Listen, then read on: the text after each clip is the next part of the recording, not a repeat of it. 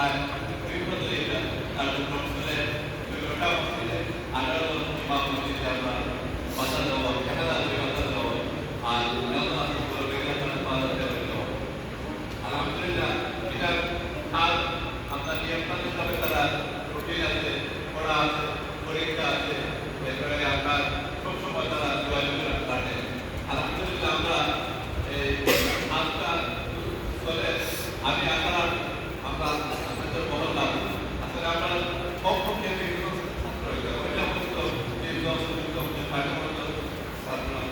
আমি আপনাদের রুটিনে দিলাম এবং ইমাম আপনারা আপনারা ও এর আপনারা নিয়মতান্ত্রিকভাবে আপনারা নিজেই তারা পাঠাও আপনারা আমরা প্রদর্শনী আমরা আপনারা বিভিন্ন এলাকা আপনারা তারা বলা হয় প্রদর্শনী করবেন আমি সুক্রিয়া জানাই আমরা মাঝ হিসাবে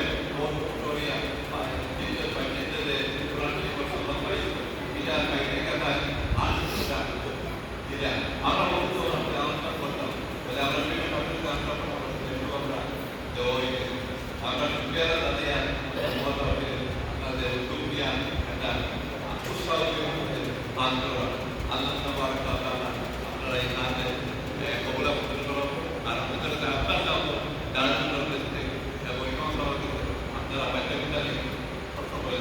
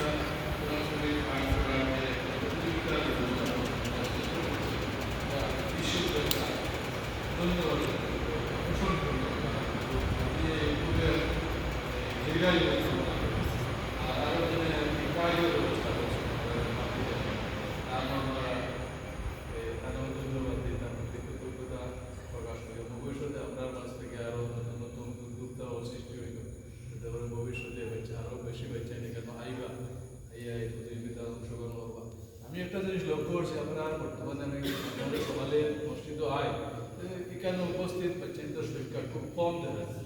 আগে আমরা এখানে সহানে ট্রেন আসলে এখন দেখা যায় 20 জন 30 জনের বেশি হইল না।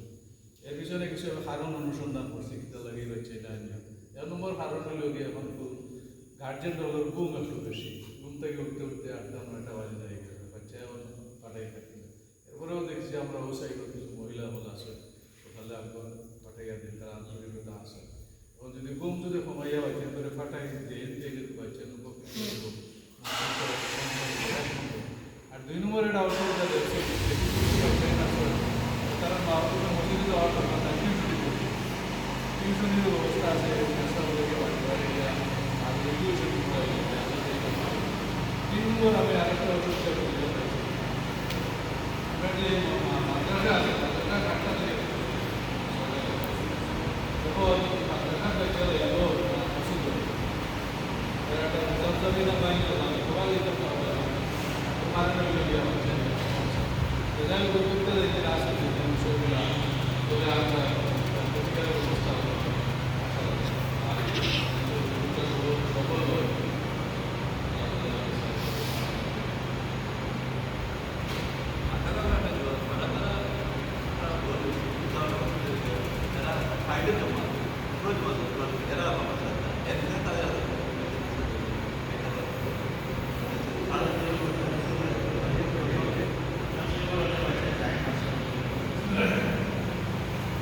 Alhamdulillah.